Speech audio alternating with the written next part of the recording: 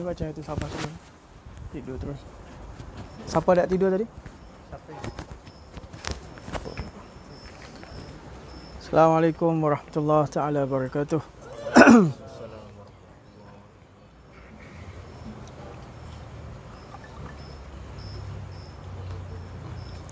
Masuk insyaAllah. Kita share dulu. Ambil link. Siapa yang dah masuk, ambil link, masuk dalam grup.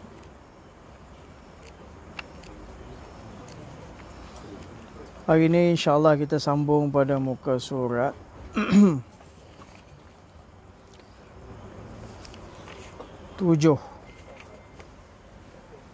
Assalamualaikum warahmatullahi wabarakatuh. Kita sambung pada muka surat 7 kitab Jawi. Likulli ibni Adam. Muka surat 7 kitab Jawi Likulli ibni Adam. Kalau dah masuk, ambil link, masuk dalam grup insyaAllah. Belakang dengar ke? Tak dengar. Mic tak ada? Tak perlu.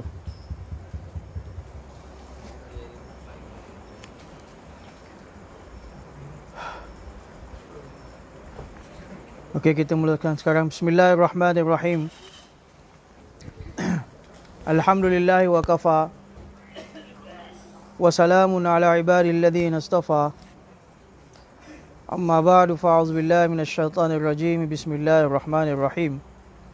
Ya'lamu kha'inatal a'yun wa ma tukhfis sudur. Subhana rabbika rabbil izzati amma yasifun. Wa salamun alal mursalin walhamdulillahi rabbil alamin. Allahumma salli ala sayyidina Muhammadin wa ala ali sayyidina Muhammadin wa barik wa sallim. Allahumma salli ala sayyidina Muhammadin wa ala ali sayyidina Muhammadin wa barik wa sallim. Allahumma salli ala sayyidina Muhammadin wa ala ali sayyidina Muhammadin wa barik wa sallim. Kita masuk pada muka surat 8, baris yang ke-5 daripada bawah. Kita masih pada fasal pada menyatakan mata. Kita pada anggota yang 7, masih pada fasal yang pertama pada menyatakan mata. Jadi hadis Nabi SAW, likulli ibni adama hazzuhu minaz zina, fal aynani tazniyani wa zinahuma an-nazru, wal yadani tazniyani wa zinahuma al-batshu, wal rijlani tazniyani wa zinahuma al-mashyu, والفم يزني وزناه التقبيل والقلب يهم ويصدق ذلك الفرج أو يكذبه. Jadi muallif rahimahullah taala Syekh Abdul Qadir Al-Mandili nafa'ana bi'ulumihi fid darain. Beliau memulakan malam ini dengan hadis Nabi sallallahu alaihi wasallam yang mana Nabi sallallahu alaihi wasallam menyebut likulli ibni Adam hazzuhu. Artinya ada bagi tiap-tiap manusia itu, anak Adam itu, yakni manusia itu bahagiannya daripada zina. Setiap anggota anak Adam itu ada bahagiannya daripada zina. Maka dua mata itu berzina keduanya. Dan zina keduanya, mata itu memandang kepada barang yang tiada harus dipandang. Pandang kepada perkara yang tidak harus dipandang. Bukan saja pada perempuan, tapi kalau pada lelaki yang muda belia macam ni pun pandang dengan syahwat, maka itu termasuk yang tiada harus dipandang. Maka itu dipanggil zina mata. Zina mata. Dan kedua tangan itu berzina keduanya. Kedua tangan juga berzina. Dan zina keduanya tangan itu menampak akan yang dilarang menampaknya. Duk katok orang, duk pukul orang, duk tampar orang. Maka tangan ini bila kita guna terhadap maksiat, maka ianya dipanggil berzina tangan. Dan akan dilarang menampaknya. Dan kedua kaki berzina keduanya. Kedua kaki pun berzina. Dan zina keduanya kaki itu berjalan kepada tempat yang haram. Jadi kita berjalan, angkat kaki kita kepada tempat yang dilarang Allah, maka kaki kita telah berzina. Kan? Jangan kita ingat zina ni dengan lelaki yang ghair muhram dengan perempuan ghair muhram saja. Mengangkat kaki berjalan ke tempat yang haram itu berjalan, itu disebut berzina kaki. Tempat yang haram berjalan kepadanya. Dan bermula mulut itu berzina. Mulut juga berzina. Berzina ia mulut. Dan zinanya mulut tadi mengkucup akan yang tiada halal dikucup. Takbil makna mencium barang yang tak halal kita cium. Cium isteri orang ke, kan? Cium apa saja yang tak halal kita cium. Yang tidak halal dikucup. Dan bermula hati itu berkehendak ia. Kemudian anggota tadi, mata berzina, kaki berzina, tangan berzina, telinga berzina. Hati ni dia hanya berkehendak. Berazam. Aku nak buat kerja dengan perempuan ni, hati macam tu. Dia berkehendak dan mencita-cita ia. Hati ni bercita-cita saja. Kan? Hati bila niat nak buat buruk, Allah Ta'ala perintahkan malaikat jangan tulis lagi. Bila dia buat perkara buruk, Allah Ta'ala perintahkan malaikat jangan tulis lagi. Tunggu boleh setengah jam. Takut-takut dia bertaubat. Kan? Kemudian kalau dah ditulis, lepas tu dia bertaubat, kemudian dia delete balik. Jadi hati ni dia mencita-cita dan berkehendak. Dan membenarkan akan yang demikian itu oleh faraj. Hak nak jadi cerita benar-benar, siapa? Mata berzina, tangan berzina, kaki berzina. Yang nak menjadikan hakikat berzina siapa? Akhir sekali, faraj, kemaluan. Faraj macam tu. Faraj, kemaluan. Kan? Dan membenarkan akan demikian itu, yakni zina itu oleh faraj. Maksud apa? Dengan bahawa mengerjakan ia faraj akan zina itu. Jadi akhir sekali bila tak boleh kawal mata zina, tangan zina, kaki zina, bila tak boleh kawal, yang membenarkannya adalah faraj, yakni kemaluan. Bila terjebak di dalam zina. Itu. Atau mendustakan ia akan dia. Ataupun faraj tadi mendustakan, makna kalau tak buat zina, dia mendustakan apa yang dizinakan oleh mata, tangan, kaki dan sebagainya. Dengan bahawa tertegah ia daripadanya, yakni tertegah daripada zina. Menceritakan hadis ini oleh Muslim dan Al-Baihaqi daripada Abi Hurairah radhiyallahu taala anhu, dan ada pada hadis ini menunjuki atas bahawasanya asal bagi zina faraj itu dua mata. Jadi asal puncanya adalah bermula daripada tak jaga mata. Jadi alhamdulillah kadang-kadang kita ini selamat di luar, tak dapat jaga lihat perempuan bukan mahram dan sebagainya, tapi dalam skrin pula tak boleh jaga. Itu punca dari mata turun ke hati, kata orang Melayu. Dan hendaklah menilik engkau kepada segala anggota engkau dengan apa pekerjaan yang patut ia dan akan apa pekerjaan yang dinanti-nanti baginya. Maknanya anggota kita ni kita nak tengok tangan kita ni selayaknya pegang apa, mata kita ni selayaknya pegang apa. Itu maksud dia. Nak bertelur ke apa? Dengan pekerjaan yang patut ia akan dan akan apa pekerjaan yang dinanti-nanti baginya. Maka memelihara engkau akan segala anggota engkau itu sebagai pelihara yang patut padanya, dengan pekerjaan yang dinanti baginya itu. Mata ni kita kena guna untuk kita perkara yang kita nanti dalam syurga nanti. Itu maksudnya. Dia akan terangkan nanti. Maka jika pekerjaan itu sangat besar, nescaya engkau pelihara anggota itu dengan pelihara yang besar sangatannya. Maka bermulalah kaki itu adalah dinanti-nanti baginya akan berjalan di dalam kebun-kebun syurga. Maknanya bila kita nak bawa kaki kita pergi maksiat, disko dan sebagainya, kita tengok kaki ni sepatutnya layak, patut berjalan ke arah mana? Tempat yang dinanti untuk kita berjalan di dalam syurga. Itu sepatutnya kita berjalan. Heret kaki kita berjalan dalam kebun-kebun syurga. Dan mahligainya syurga. Dan adapun tangan itu, maka dinanti-nanti baginya mencapai buah-buahan syurga. Jadi kita tahanlah tangan kita daripada menampau orang, daripada pegang benda-benda yang maksiat dan haram. Kenapa layaknya tangan itulah memegang buah-buah di dalam syurga. Semoga Allah Ta'ala bagi taufik untuk makan buah dalam syurga semuanya, insyaAllah. Dan minumannya. Seperti itulah segala anggota yang lain. Begitulah kita kias kepada anggota-anggota lain. Tangan, kaki, hati dan sebagainya. Maka mata hanya ia kerana memandang kepada zat Allah Ta'ala. Mata ni selayak-layaknya kita nak memandang kepada siapa? Zat Allah Ta'ala. Ini nikmat yang paling agung dalam syurga. Memandang kepada zat Allah Ta'ala dalam syurga dengan tiada menyerupai kelakuan melihat yang baharu. Bukan kita melihat benda yang sedap seronok atas dunia ni, itu semua benda yang baharu, benda yang hadis. Isteri kita cantik setara mana pun, macam bidadari pun bukan bidadari, macam tetap dia melihat benda yang hadis. Dalam syurga nanti nikmat yang paling uzma adalah melihat zat Allah Subhanahu Wa Taala yang qadim. Kalau kita melihat benda yang hadis pun dah nikmat, sedap mata memandangnya, apatah lagi melihat zat Allah Ta'ala yang qadim. Melihat sifat Allah Ta'ala yang qadim. Habis nikmat kita 100% Allah Ta'ala buka. Dalam syurga dan tiada menyerupai kelakuan melihat yang baharu dan tiada di dalam negeri dunia ini. Nikmat melihat Allah yang Ta'ala yang Qadim tak adalah di negeri dunia ni. Di negeri dunia ini. Dan tiada ada di negeri akhirat nikmat yang lebih besar daripada nikmat melihat Tuhan itu. Nikmat yang paling besar dalam syurga.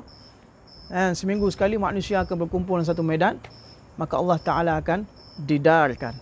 Angkat hijabnya. Maka manusia akan diberi taufik untuk melihat zat Allah Ta'ala. Nikmatnya manusia, sujud manusia 40 tahun melihat zat Allah Ta'ala. Dan sekali manusia lihat Allah Ta'ala dalam syurga, bila balik ke rumah masing-masing dalam syurga, maka bertambahlah kecantikan cahaya rupa penduduk syurga sehingga bini tak kenal. Abang ke siapa ni? Siapa ni balik rumah saya? Contoh macam tu. Kenapa? Nikmatnya melihat zat Allah Subhanahu Wa Ta'ala. Mudah-mudahan Allah Ta'ala bagi taufik untuk melihat Allah Ta'ala. Maka patut sangat bagi mata yang dinanti baginya akan sebesar-besar nikmat bahawa dipelihara akan dia mata dengan sehingga pelihara. Makna kena pelihara betul-betul. Dan dimuliakan dia sehabis-habis mulia. Kita muliakan mata kita ni dengan tunduk, jangan lihat perkara yang dilarang Allah Ta'ala sehabis-habis mulia. Dan bahawa tiada kotor akan dia dengan memandang akan yang haram. Wallahu a'lam. Jangan kita kotorkan mata kita dengan memandang benda yang haram. Masuk sikit fasal yang kedua. Baru masuk fasal kedua pada menyatakan telinga. Habis dah bab mata, masuk fasal kedua tentang telinga. Ketahui olehmu wahai talibul ilm, bahawasanya telinga itu menjadikan oleh Allah Ta'ala bagi engkau akan kerana beberapa faedah yang bangsa dunia dan juga beberapa faedah yang bangsa akhirat. Ada faedah dunia, telinga kita ni ada faedah akhirat. Maka sesetengah daripada segala faedahnya yang bangsa dunia, telinga ni apa? Bersedap-sedap dengan yang didengar dan menyampaikan ia kepada memfahamkan segala perkataan yang didengar. Jadi telinga ni nikmat dunia, kita bersedap-sedap dengar benda-benda yang sedap. Dan mendengar dan memahamkan segala perkataan yang didengar tadi. Dan setengah daripada segala faedahnya, faedah apa? Faedah telinga bangsa dunia ni, bangsa akhirat. Yang bangsa akhirat itu adalah mendengar ia akan Quran dan hadis Nabi SAW. Jadi kalau telinga kita guna untuk dengar Al-Quran, kesedapan baca Al-Quran, kesedapan baca hadis, itu adalah faedah bangsa akhirat. Dan segala ilmu yang memberi manfaat. Alhamdulillah malam ni kita guna telinga kita untuk mendengar ilmu untuk memberi manfaat bangsa akhirat kita. Dan kerana banyak ini segala faedah adalah pendengar itu lebih afdal daripada penglihat. Faedah orang yang mendengar itu lebih afdal daripada faedah orang yang melihat, daripada penglihat. Kerana kebanyakan faedah penglihat itu bangsa dunia. Kebanyakan faedah melihat ni, mata ni kebanyakan faedah dia memberi faedah dalam bangsa dunia. Dan kebanyakan faedah pendengar itu bangsa akhirat. Kebanyakan telinga ni dia mendengar faedah dia dari segi sudut bangsa akhirat. Dan kerana itu mendapat engkau akan yang buta lebih sempurna daripada yang tuli. Betul tak? Orang buta tu lebih sempurna daripada orang tuli. Kita tengok betul tak? Walaupun dia buta, dia boleh berjalan lagi dengan tongkat, banyak boleh buat kerja. Tapi orang tuli cakap A, B, C, banyak tak boleh buat kerja. Orang buta lebih banyak faedah daripada orang yang tuli. Dan bermula mensyukurkan pendengar itu, memeliharanya telinga tadi daripada mendengar yang dilarang. Seperti mengukit, bahasa Kelantan. Mengukit, apa mengukit? Mengungkit kan. Mengukit dan mengadu-ngadu. Mengadu-ngadu, dengar duk mengadu domba kan. Dan segala perkataan yang tiada baik seperti bid'ah. Kita dengar perkataan bid'ah. Dan berbantah-bantah, orang duk bergaduh, orang duduk berdialog, bergaduh. Berbantah-bantah. Dan seperti mendengar suara perempuan dan muda belia. Dengar perempuan duk menyanyi lagu-lagu yang lara, menjauhkan kita daripada Allah Ta'ala. Itu bangsa merosakkan akhirat kita. Dan muda belia, jika ditakuti daripadanya akan fitnah. Muda belia sekalipun, sekiranya kita takut suara tadi menimbulkan fitnah. Dan seperti mendengar perkakas permainan yang diharamkan. Ada di antara kita walaupun dah islah dah keluar dah mengaji kitab dah, tapi masih lagi seronok mendengar lagu-lagu zaman dulu. Asal tension je pasang YouTube. Dengar, teringat zaman-zaman dulu. Itu merosakkan akhirat kita. Jadi Syekh kata di sini, dia kata apa? Seperti mendengar perkakas permainan yang diharamkan seperti serunai dan gendang. Serunai. Itu masih ikhtilaf ulama juga. Ada ulama membenarkan serunai. Tapi jumhur ulama serunai tak benar. Gendang ni tengok pula. Gendang ni kalau ada jenis dua. dua ketukan, kalau jenis dua ketukan itu ulama tak benar. Kalau satu, yang satu macam kompang itu dia benar. Kan? Satu orang alim di India, dia seorang alim habis mengaji madrasah, dia baru kahwin. Kan? Jadi dia nak gembirakan isteri dia. Satu kali isteri dia kata, abang, betul ke gendang dua belah pihak ni haram? Tapi saya suka, saya nak abang dengarkan gendang ni. Kalau abang cintakan saya, abang tolong gendangkan dua ni. Kan? Dia kata okey, baiklah. Dia fikir-fikir, tak apalah, esok bila semayang Jumaat, abang akan baca khutbah. Dalam khutbah ni nanti sayang duduk belakang masjid, nanti intai-intai abang punya khutbah, nanti abang akan bergendang. Abang akan bergendang. Jadi dalam khutbah ni boleh kita tunjuk demo. Nak tunjuk demo, maka dia pergi baca ittaqullah, dia pakai gendang. Dia kata ini gendang yang sebelah boleh kita pukul, ini diharuskan deng dia bagi. Ini gendang yang kedua yang dua belah, ini tak harus kita pukul deng. Faham tak? Jadi nak ceritanya, dalam masa yang sama dia fahamkan yang gendang dua belah itu haram kepada isteri dia, dalam masa yang sama dia dapat mempuaskan hati kan isteri yang tercinta. Jadi orang yang ada isteri nanti balik puaskan hati masing-masing. Yang tak ada senyum sajalah. Allah Ta'ala alam. Okey, itu sebagai latifah dia panggil. Pada penglihat itu bangsa dunia, okey, seperti serunai dan gendang, dan jangan engkau tertipu disebabkan mereka yang menghalalkan. Jangan. Syekh kata, jangan engkau tertipu di setengah mereka yang menghalalkan akan mendengar umpama serunai itu. Ada ulama-ulama yang membenarkan serunai. Syekh kata jangan tertipu. Tak apalah.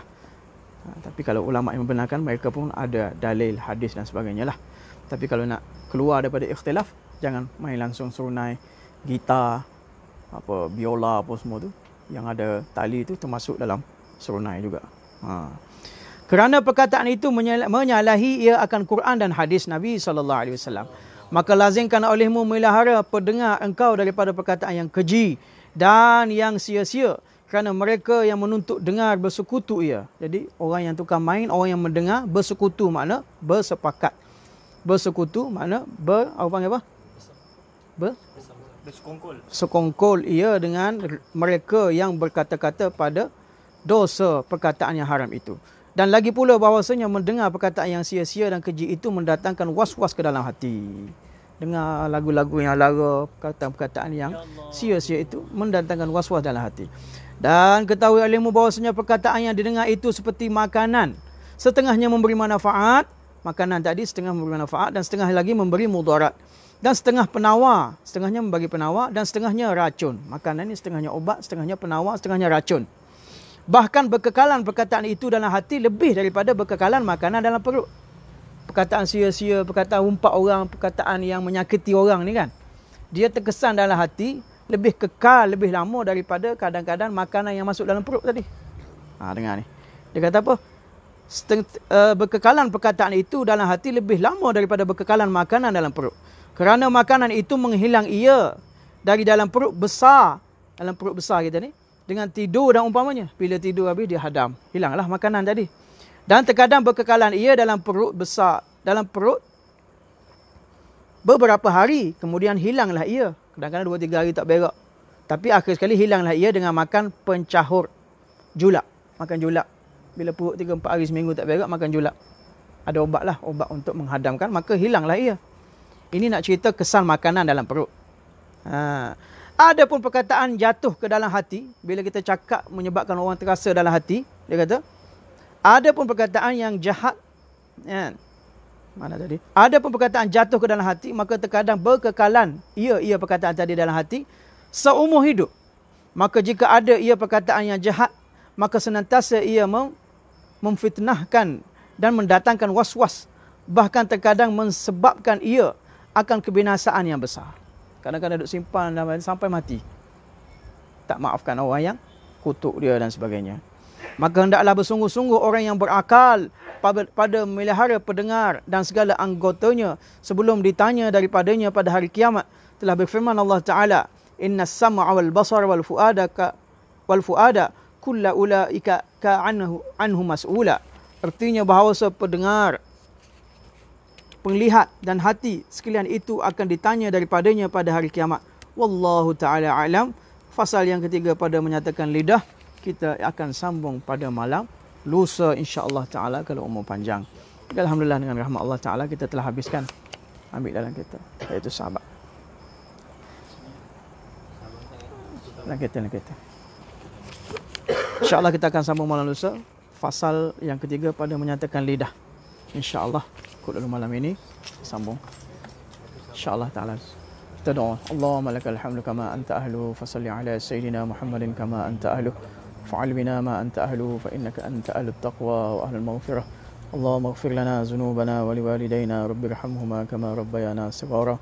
اللهم اهدنا واهد بنا واهد الناس جميعا واجعلنا سببا لمن اهتدى اللهم فقهنا في الدين وعلمنا التأويل واهدنا إلى سواء السبيل رب زدنا علما وارزقنا فهما ربنا آتنا في الدنيا حسنة وفي الآخرة حسنة وقنا عذاب النار سبحان ربك رب العزة عما يصفون سلام على المرسلين والحمد لله رب العالمين. InsyaAllah tuan-tuan kita akan jumpa malam lusa insyaAllah sambungan kitab penawar bagi hati mudah-mudahan